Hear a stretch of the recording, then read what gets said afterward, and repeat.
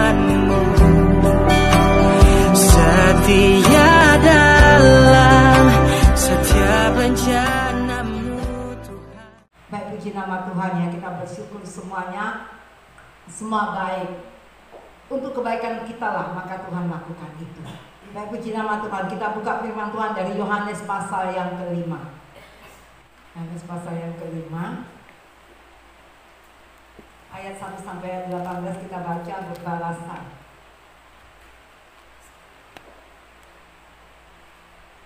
Kalau sudah saya jemput jemaat nanti berdiri, kita baca yaitu penyembuhan pada hari Sabat di kolam Bethesda. Demikian firman Tuhan. Sesudah itu ada hari raya orang Yahudi dan Yesus berangkat ke Yerusalem. Di Yerusalem dekat pintu gerbang domba ada sebuah kolam yang dalam bahasa Ibrani disebut Bethesda. Ada 5 serambinya. Dan di serambi-serambi itu berbaring sejumlah besar orang sakit, orang-orang buta, orang-orang timpang, dan orang-orang lumpuh yang menantikan goncangan air kolam.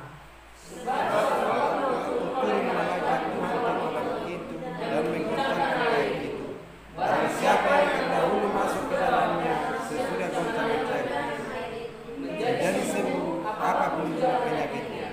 Di situ ada seorang yang sudah 38 tahun lamanya sakit. Ketika Yesus melihat orang itu berbaring di situ, dia tahu bahwa dia telah lama dalam keadaan itu. Berkatalah ia kepadanya, "Maukah engkau sembuh?" Jawab orang sakit itu kepadanya, "Tuhan, tidak ada orang yang menurunkan aku ke dalam kolam itu apabila airnya mulai goncang. Dan sementara aku menuju ke kolam itu, orang lain sudah turun mendahului aku." Kata Yesus kepadanya, "Bangunlah, angkatlah gelarmu dan berjalanlah." Dan pada saat itu juga sembuhlah orang itu. Lalu ia mengangkat tilamnya dan berjalan. Tetapi hari itu hari Sabat. Orang Yahudi berkata kepada orang yang baru sembuh itu, "Hari ini hari Sabat dan tidak boleh engkau memikul tilammu." Akan tetapi ia menjawab mereka, "Orang yang telah menyembuhkan aku, dia yang mengatakan kepadaku, angkatlah tilammu dan berjalanlah." Mereka bertanya kepadanya, "Siapa orang itu yang berkata kepadamu, angkatlah tilammu dan berjalanlah?" Tetapi orang yang baru sembuh itu tidak tahu siapa orang itu, sebab Yesus telah menghilang ke tengah-tengah orang banyak di tempat itu. Yesus bertemu dengan dia dalam bait Allah, lalu berkata kepadanya, "Engkau telah sembuh, jangan berbuat dosa lagi, supaya padamu jangan terjadi yang lebih buruk." Orang itu keluar lalu menceritakan kepada orang-orang Yahudi bahwa Yesuslah yang telah menyembuhkan dia. Dan karena itu orang-orang Yahudi berusaha menganiaya Yesus karena dia melakukan hal-hal itu pada hari Sabat. Tetapi ia berkata kepada mereka, "Bapakku bekerja sampai sekarang, maka aku pun bekerja juga." Sebab itu orang-orang Yahudi lebih berusaha lagi untuk membunuhnya, bukan saja karena ia meniadakan hari Sabat, tetapi juga karena ia mengatakan bahwa Allah adalah Bapanya sendiri dan dengan demikian menamainya dirinya dengan Allah. Puji Tuhan, silakan duduk. Saudara kasih dalam Tuhan, di sini dikatakan ya tentang orang-orang sakit semua ada di sini. Ya, ada orang buta, ada orang lumpuh, ada semua penyakit. Mereka sedang mengantri. Jadi ada serambi-serambi di kolam Bethesda itu semua isinya orang-orang sakit yang tergeletak. Yang mana mereka tahu bahwa suatu saat akan terjadi goncangan-goncangan di dalam air itu pertanda kehadiran Allah melalui malaikatnya yang turun. Jadi semua orang mau berlomba-lomba sembuh, ya, berlomba sembuh semua orang. Semua orang sakit pasti maunya sembuh. Saudara kasih dalam Tuhan, Yesus tahu di situ ada orang sakit, orang lumpuh sudah 38 tahun. Dan dia tidak bisa apa-apa. Ketika air bergoncang, dia mau lari, orang sudah mendahului. Bagaimana orang lumpuh mau berlomba? Tidak bisa, ya. Ini suatu tantangan dalam kehidupan kita, dalam gereja Tuhan. Tetapi waktu itu dikatakan ada Yesus. Dan Yesus bertanya kepadanya, maukah engkau sembuh? Saudara, pertanyaan ini adalah pertanyaan yang memang dibutuhkan oleh setiap orang sakit. Dan orang ini lumpuh. Dan orang lumpuh ini jawab apa? Tuhan, tidak ada yang membawa aku ke sana. Ketika aku mau berlari, orang sudah mendahului aku. Sebenarnya saudara, Tuhan cuma meminta jawaban yang sederhana. Tidak bertele-tele. Ini jawaban orang sakit ini seperti jawaban apa? Seperti jawaban orang yang putus asa, ketidakberdayaan, dan tidak percaya. Maukah engkau sembuh? Tuhan cuma minta sederhana aja jawabnya. Cuma katakan mau, cukup. Soal kita tidak mampu, Tuhan tahu. Tuhan sangat tahu. Ketika ditanya, maukah engkau sembuh? Karena itu yang menjadi kebutuhan. Tuhan tahu apa yang menjadi kebutuhan kita. Kalau saat ini dikatakan sama mengaku, maukah engkau sembuh? Cukup jawab, mau. Atau iya Tuhan. Tidak usah ditanya, aku sakitku begini Tuhan, sakitku begini. Enggak, Tuhan Maha tahu.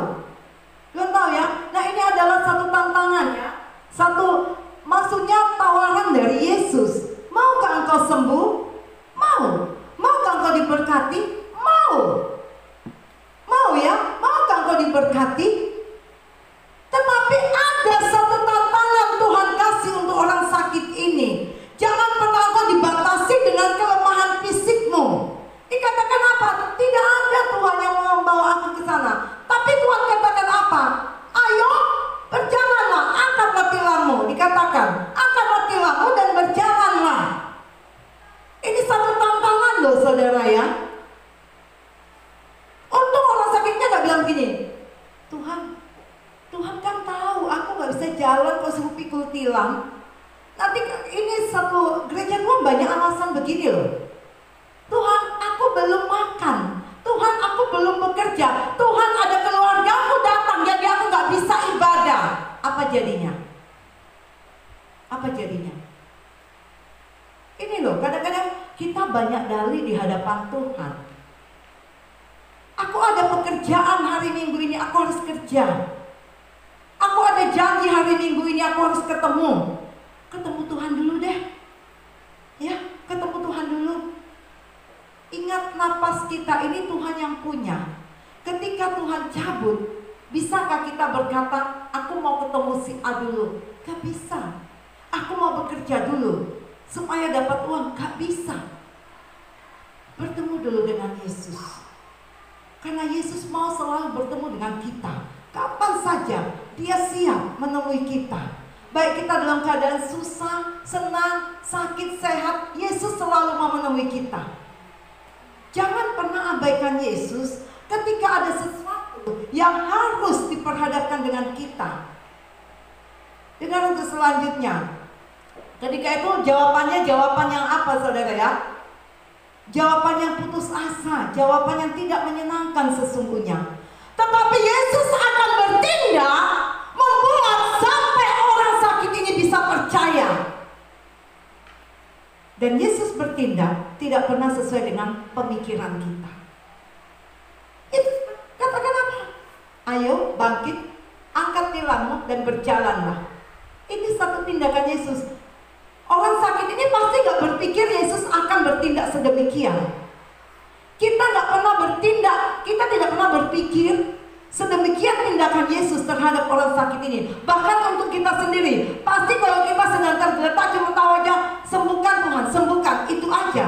Tapi cara Tuhan beda dengan cara kita. Apa yang tidak dipikirkan orang sakit ini, itu yang Yesus lakukan. Itu yang Yesus lakukan saudara. Untuk apa? Untuk membuat orang sakit ini bisa percaya.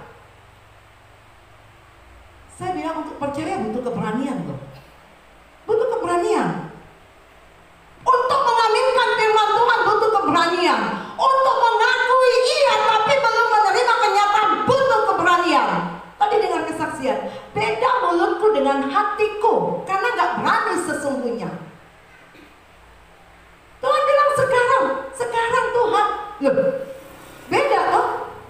Saya tadi ketawa kesaksian itu. Saya ketawanya gini, benar Tuhan, ini firman-Mu yang Kau kasih pagi ini untuk kami. Kenapa? Dibutuhkan keberanian untuk kita mengakui apa yang Tuhan katakan untuk kita percayai. Kurang berani percaya toh, karena nggak melihat bagaimana keadaan anak mantuku di rumah sakit. Bagaimana Tuhan bilang sekarang, Tuhan tidak pernah dibatasi waktu, keadaan, jarak, bahkan peraturan. Tuhan tidak pernah dibatasi. Kalau dia mau lakukan. Sekarang. Masalahnya berani nggak mengakui? Untuk mengakui mujizat Tuhan dibutuhkan keberanian. Jangan maju mundur. Mungkin ragu, kok sekarang Tuhan maju mundur. Tuhan mendidik kita, walaupun kita belum melihat hasil doa kita. Tuhan, aku percaya aku sudah menerima apa yang kudoakan kepadamu. Ini dibutuhkan keberanian. Keberanian termasuk apa? Iman. Jadi jangan asal ucapkan tetapi engkau tidak beriman mengucapkan. Nah, orang sakit ini tidak ada Tuhan yang mau bawa aku ke situ. Tetapi Tuhan bertindak dengan cara Tuhan sendiri sampai membuat orang sakit ini percaya. Kenapa Tuhan paksa? Sekarang waktu disuruh doa. Waktu Ibu Mama kata, Opung bilang, Tuhan bilang sekarang. Sebenarnya Tuhan memaksa untuk kita percaya saat itu. Dan Tuhan nyatakan. Coba kita kembali ke Lukas pasal 5.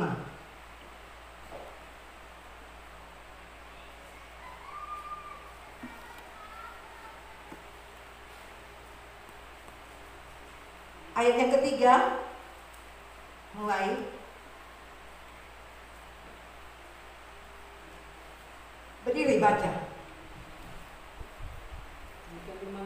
Ia naik ke dalam salah satu perahu itu, yaitu perahu Simon, dan menyuruh dia supaya menolakkan perahunya sedikit jauh dari pantai. Lalu ia duduk dan mengajar orang banyak dari atas perahu.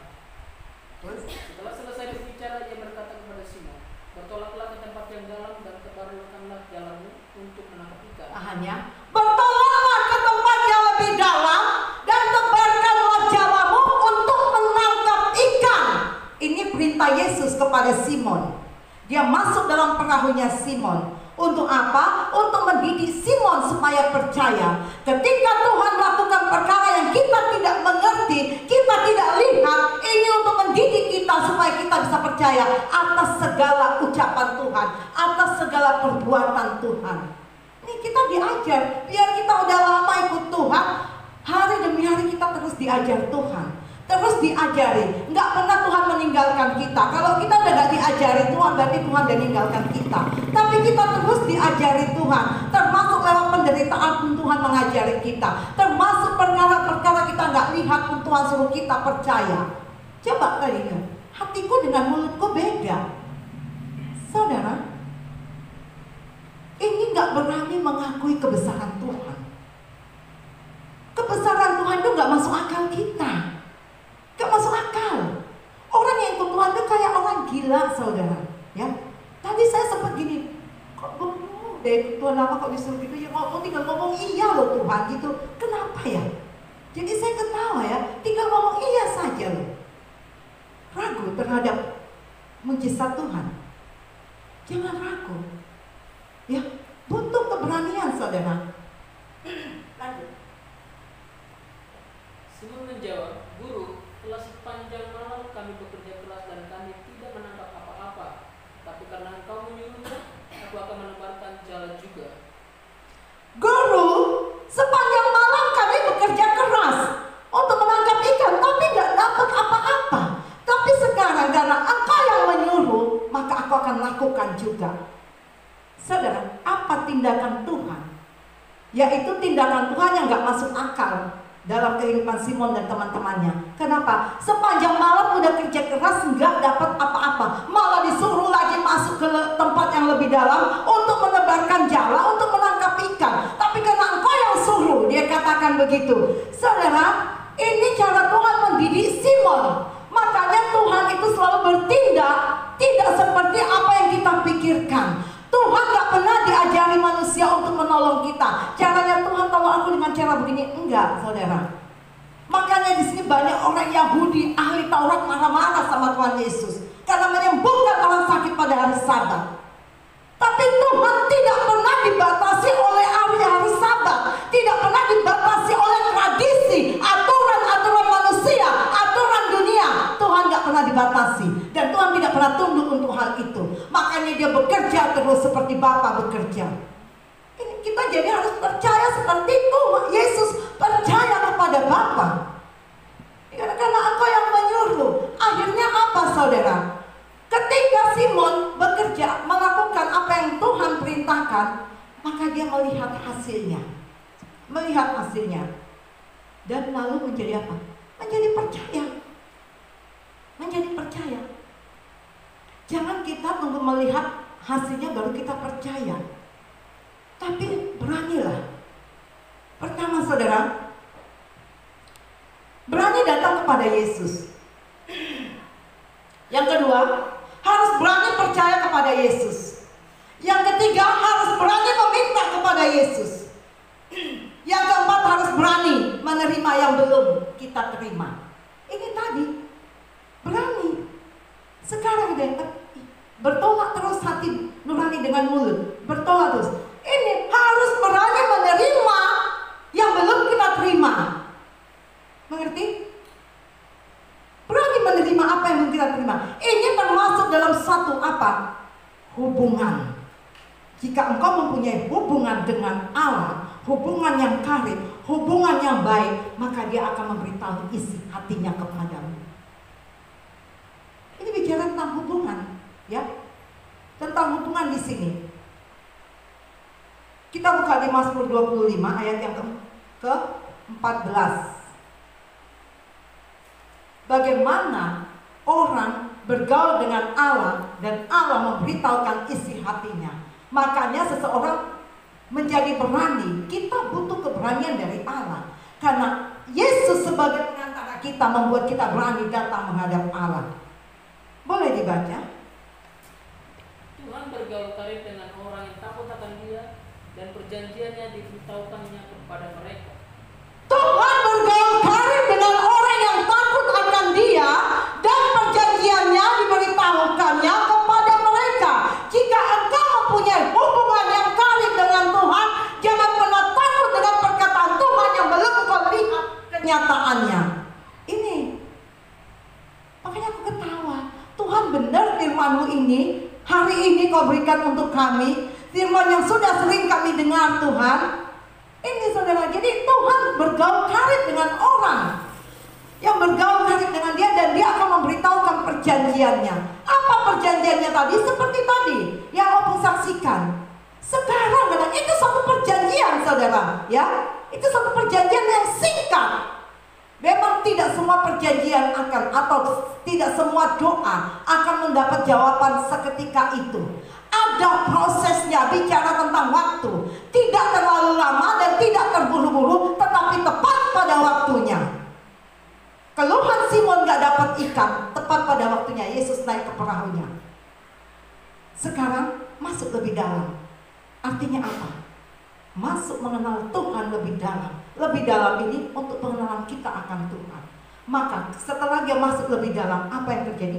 Dia lihat banyak ikan masuk di jalannya. Inilah tepat pada waktunya. Apa yang dibutuhkan Simon, Tuhan masuk di perahunya. Tuhan datang dalam kehidupan Simon untuk mengubah pikiran Simon yang tidak percaya menjadi percaya. Dari penjala ikan menjadi penjala manusia.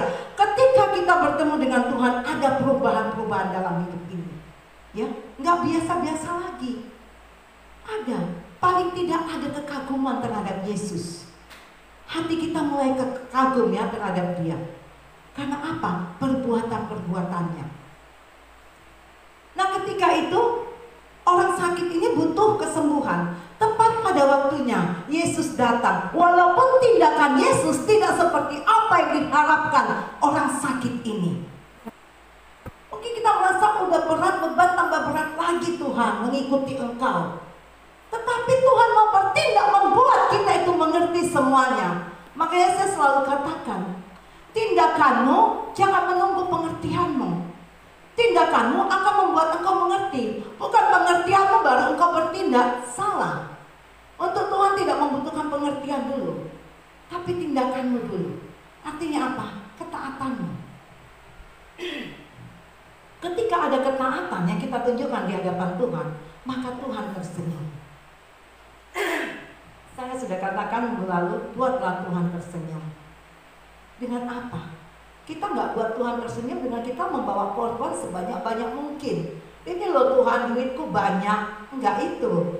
Tetapi ketaatanmu, hidupmu, hatimu Tuhan kenal. Ini yang membuat Tuhan tersenyum. Seperti siapa? Abraham. Bagaimana Tuhan tidak begitu mengasihi dia sampai berkat anak cucu turun untuk Abraham. Karena apa? Ketaatan Abraham dia jalankan dengan apa? Sempurna di hadapan Tuhan.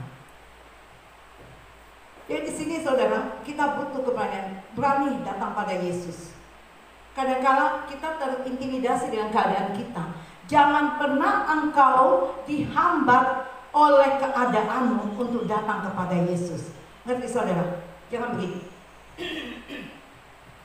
Aduh, aku berdosa. Seperti tadi Wak Deddy bilang apa ya? Aku turun gak lagi berdoa karena takut. Dia bilang, takut coba. Jangan keadaanmu menghambat engkau untuk bergaul dengan Tuhan, untuk datang kepada Tuhan. Takut karena aku sudah melawan, jadi aku gak berani lagi datang sama Tuhan. Itu iblis senang, makanya iblis tuntun, ayo jalan aja, gak usah berdoa. Sampai di sana apa? Dibuang. Ya, ini. Jadi untuk apa? Kita punya pengantara, yaitu Yesus, yang membuat kita berani datang kepada Bapa. Jangan ditipu dengan iblis. Iblis itu menipu. Gak berani karena aku udah salah. Justru engkau tahu engkau salah, engkau harus datang kepada Bapa minta ampun. Dia Allah yang setia walaupun kita tidak setia. Tetapi ingat, jangan terus-terusan meralat Yesus kan setia walaupun aku gak setia. Yesus bilang apa? Itu namanya engkau diperbudak dengan pikiran iblis. Ingat kisah Adam dan Hawa di Taman Eden. Apa yang terjadi? Ketika mereka jatuh dalam dosa, terus Tuhan datang. Sebenarnya Allah tahu mereka udah jatuh, tapi Allah mau kejujuran Adam dan Hawa. Allah mau kejujuran kita di hadapannya. Jangan pernah menyembunyikan sesuatu, karena ada sesuatu yang disembunyikan. Ini yang membuat engkau terhalang untuk Tuhan. Membuat kita kadang-kadang maju mundur dengan Tuhan karena ada yang kita sembunyikan. Nah, apa saudara? Tuhan bilang, hai Adam, di manakah engkau? Aku di sini Tuhan, tapi aku takut ketika aku dengar engkau ada di taman ini. Loh, dari mana engkau tahu? Kok jadi takut? Apakah kau makan buah yang kularang itu? Dia bilang apa? Iya Tuhan, perempuan yang kau tempatkan di sampingku itu yang memberi aku. Ular itu mulai lempar-lempar kesalahan, ya. Dan mulai mereka ambil apa? Daun pohon ara menutup keterlanjangan mereka. Tapi Tuhan gak mau. Kenapa Tuhan gak mau? Mereka tutup dengan daun pohon ara. Karena Tuhan tidak mau ada pembenaran dari diri sendiri. Itu bicara pembenaran diri sendiri. Bicara tentang pembenaran dari manusiawi. Tuhan datang membenarkan, menutup semua kesalahan Adam dan Hawa dengan membalut mereka dengan kulit binatang. Ya, kulit binatang itu. Maka ditutup. Ketika kita mau datang sama Tuhan, Tuhan yang menutup semua kesalahan. Tuhan yang menutup semua kesalahan kita. Termasuk orang lumpuh ini. Ketika dia sudah sembuh, orang Yahudi tanya, siapa yang menyembuhkan kamu? Gak tahu. Dia sudah pergi menghilang. Dan dikatakan apa? Setelah dia ketemu di bait Allah, Yesus menyingkir waktu itu ya. Karena Yesus tidak mau terjadi perbantahan. Dia menyingkir, tapi ketemu lagi di bait Allah. Dia katakan, apa pesan Yesus terhadap orang sakit itu? Jangan berbuat dosa lagi, supaya tidak terjadi hal yang lebih buruk lagi kepadamu. Artinya apa? Aku sudah menutup semua kesalahanmu, tapi jangan pernah melakukan yang salah lagi. Ini maksudnya, Tuhan sudah tutup, Yesus sudah ampuni. Ketika Yesus sembuhkan dia, sekaligus Yesus mengampuni dia. Segala kesalahan kita Tuhan ampuni. Tetapi Tuhan bilang, jangan berbuat dosa lagi, supaya tidak terjadi hal yang lebih buruk lagi kepadamu. Saudara, ketika itu dia apa? Dia kasih tahu, ternyata Yesus yang menyembuhkan aku, dia katakan begitu. Membuat hati orang Yahudi tambah panas. Kenapa dia lakukan? Ini kan hari Sabat, apa dia nggak tahu? Dengar baik, Tuhan nggak pernah dibatasi cara kerjanya melalui hari Sabat. Tuhan nggak pernah dibatasi kalau dia melakukan sesuatu karena tradisi, karena aturan-aturan dunia. Ya, nggak pernah. Tuhan mau lakukan, Tuhan lakukan kapan saja. Kenapa? Karena Tuhan berkuasa atas hari Sabat. Tuhan yang pegang semuanya. Hari-hari, waktu, peraturan hidup, Tuhan yang pegang. Berkat anak cucu itu akan turun ketika memang dari atas sudah takut Tuhan dan akan mengalir. Makanya dari atas dulu yang takut Tuhan. Jadi di sini, saudara, untuk segala perkara yang terjadi di sini, Tuhan mendidik orang lumpuh ini sampai dia mengerti dan percaya. Jadi kita butuh keberanian untuk mengiyakan firman Tuhan walaupun belum terjadi. Ini saudara, jangan tunggu sampai Tuhan katakan, kok kamu keturunan ular beludak yang kurang percaya. Kalau Tuhan bilang begitu bagaimana? Kenapa hatimu kurang percaya? Tuhan selalu bertindak dengan caranya sendiri. Tugas kita menerima dan mempercayai. Ini tugas kita, menerima dan mempercayai semuanya, supaya mujizat itu terjadi, tidak terhalang. Jangan batasi Tuhan dengan segala peraturan yang ada dalam hidupmu yang sudah ditetapkan. Kita sudah ditutup semua kesalahan kita. Jangan kita membangkitkan hal yang salah, tapi dalam pembaharuan. Kesalahan dalam pembaharuan jangan lagi dibangkitkan. Ngerti? Baru tapi dalam kesalahan. Ini yang salah, saudara ya. Satu perbuatan baru tapi perbuatan yang salah. Ini jangan lagi. Karena Tuhan katakan, pergilah tapi jangan berbuat dosa lagi. Saudara, Tuhan selalu menyatakan seperti kepada perempuan Samaria yang punya 5 suami. Dikatakan pergilah dan jangan berbuat dosa lagi. Artinya apa? Tuhan mengajak kita masuk dalam pertobatan yang sesungguhnya, dalam pertobatan yang benar-benar murni, saudara. Bukan hanya sekedar kita beribadah, tapi masuk dalam pertobatan yang Tuhan kehendaki. Ini yang Tuhan mau. Ya, segala yang Tuhan lakukan tidak dibatasi oleh apapun. Oleh sebab itu ketika kita percaya, jangan buat sesuatu yang menjadi kelemahan menjadi penghalang di hadapan Tuhan. Pertama apa penghalang? Ketidakpercayaan. Ini banyak menjadi penghalang di hadapan Tuhan. Mana mungkin? Mana mungkin Tuhan? Ini banyak menjadi penghalang. Jadi jangan kita buat sesuatu yang sedang, maksudnya kita hadapi terlalu berat, sehingga kita sulit untuk mempercayai firman Tuhan. Ini buang. Karena Tuhan bisa melakukan apa saja dengan caranya Tuhan, dan membuat manusia itu menjadi mengerti, menjadi percaya. Seperti orang lumpuh tadi 38 tahun, dan seperti Simon tadi yang gak dapat apa-apa, udah bekerja keras semalaman. Kerja keras dikatakan, tapi karena tidak perintah Tuhan, maka dia gak dapat apa-apa. Meskipun sulit, engkau harus masuk lebih dalam lagi, tapi ketika Tuhan yang memerintahkan, itu akan bisa engkau lalui, dan engkau akan melihat hasilnya, karena Tuhan yang melakukan di tengah kesulitan itu. Ini saudara ya, Tuhan yang melakukan di tengah kesulitan itu. Jadi saudara, kita butuh keberanian. Dari mana datangnya keberanian itu? Kita buka Efesus 3 ayat yang ke-12. Efesus 3. Di dalam Dia kita beroleh keberanian dan jalan masuk kepada Allah dengan penuh kepercayaan oleh iman kita kepadanya. Di dalam Dia kita memperoleh keberanian, ya, dikatakan. Di dalam Dia kita beroleh keberanian dan jalan masuk kepada Allah dengan penuh kepercayaan oleh iman kita kepadanya. Jika engkau orang yang beriman, makanya tadi saya katakan keberanian itu nanti jadinya akhirnya apa? Iman, ya.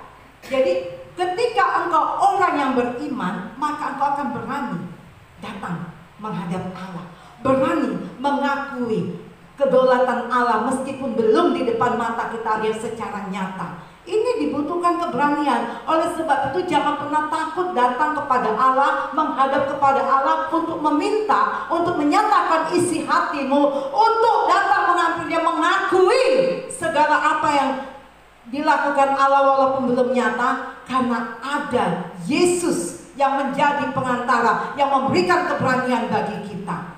Dia ada di dalam kita yang membuat kita berani datang menghampiri Allah. Ya saudara, jadi jangan sembunyikan sesuatu. Ini yang membuat kita susah dan berat datang kepada Allah, yaitu dosa yang disembunyikan. Seperti Adam dan Hawa, mereka bersembunyi karena ada dosa yang mereka lakukan, yaitu melanggar perintah Allah. Orang yang menyembunyikan sesuatu, saudara, berat loh datang sama Tuhan. Sangat berat, terhalang. Sehingga banyak apa? Banyak dalih. Karena memang sudah menyembunyikan sesuatu. Jadi orang kalau nggak menyembunyikan sesuatu, dia fine-fine aja datang sama Tuhan, enak-enak aja datang sama Tuhan, sukacita aja datang sama Tuhan, walaupun dengan berbeban berat, dia tetap sukacita datang kepada Tuhan, karena dia akan bertemu dengan Penciptanya, dia akan bertemu dengan Tuhan, dia akan bertemu dengan Raja di atas segala raja, meskipun banyak beban.